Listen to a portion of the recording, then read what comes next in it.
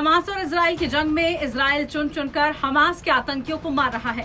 Gaza पट्टी में 17 अक्टूबर की दोपहर इजरायली हवाई हमले में हमास के एक वरिष्ठ कमांडर आयमन नोफल की मौत हो गई। इजराइल डिफेंस फोर्स ने सोशल मीडिया प्लेटफॉर्म एक्स पर इसकी जानकारी भी साझा की है। आईडीएफ ने कहा कि हवाई हमला शिन बेट सुरक्षा एजेंसी और सैन्य खुफिया निदेशालय के खुफिया प्रयासों के बाद किया गया था। हमास की सैन्य शाखा कसाम ब्रिगेड ने भी अपने सबसे टॉप कमांडर आयमन नोफेल मध्य गाजा के शिविर में इजराइल के हवाई हमले में मार गिराए जाने की पुष्टि की। इजराइल के अटैक में एक दिन पहले मुएताज ईद भी मारा गया। मुएताज ईद ने 7 अक्टूबर को हमले में बड़ी भूमिका अदा की थी।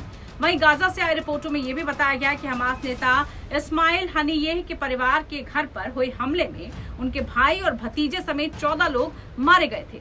हनीयेह खुद कतर में रहता है। अब तक इजरायली हमले में हमास के 9 से ज्यादा कमांडर ढेर हो चुके हैं। हालांकि बड़े पैमाने पर इजरायली हमलों के बावजूद गाजा के आतंकवादी समूह की हिम्मत अभी तक नहीं टूटी है। हमास का मारा गया कमांडर आयमन नोफल सबसे अधिक कुख्यात और खूंखार था।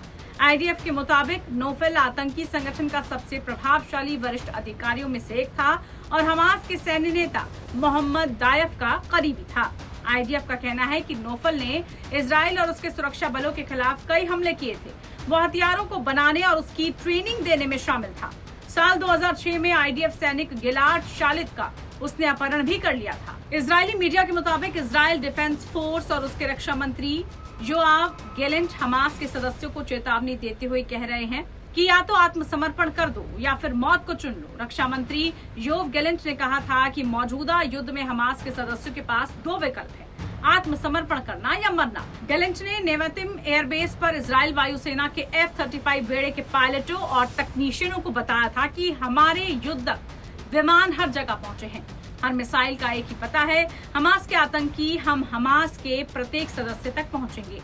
7 अक्टूबर को हमास के हमले के बाद से इजरायली सेना हमास और अन्य आतंकवादी समूहों को निशाना बनाते हुए हजारों हवाई हमले कर चुकी है। गाजा पर लगातार बमबारी हो रही है, जबकि एक बड़े जमीनी हमले के लिए भी इजराइल ने गाजा की सीमा क्षेत्र में अपने 3 लाख सैनिकों को तैनात किया है। इस दौरान इजराइल के नेताओं ने कहा कि वो साल 2007 से इस क्षेत्र पर शासन करने वाले आतंकवादी समूह को खत्म करने की योजना बना चुके हैं और उन्हें खत्म करके ही दम लेंगे। जमीनी लड़ाई शुरू करने से पहले इजरायली सेना ने उत्तरी गाजा में सभी नागरिकों को दक्षिण की ओर जाने का निर्देश दे दिया है। इजरायली सेना का कहना है कि हालांकि हमास उन लोगों को जाने से रोकने के लिए कई बाधाएं खड़ी कर रहा है, बावजूद उसके हजारों लोग पहले ही ऐसा कर चुके हैं। गाजा से हजारों लोग जान बचाने और भागने के प्रयास में मिस्र के साथ लगती गाजा की राफा सीमा पर इकट्ठे हुए हैं। एकमात्र ऐसी सीमा है ये जिस पर इजराइल का नियंत्रण नहीं है। हालांकि इजराइल चाहता है कि हमास के आतंकी किसी भी तरह गाजा से भागने में कामयाब ना हो और आतंकियों को उसकी जमीन पर ही जमींदोज कर दिया जाए। अगर आपको ये वीडियो पसंद आई हो तो उसको लाइक और शेयर जरूर कीजिए। इसके साथ ही बने रहिए times now Navbharat digital platform के साथ। नमस्कार।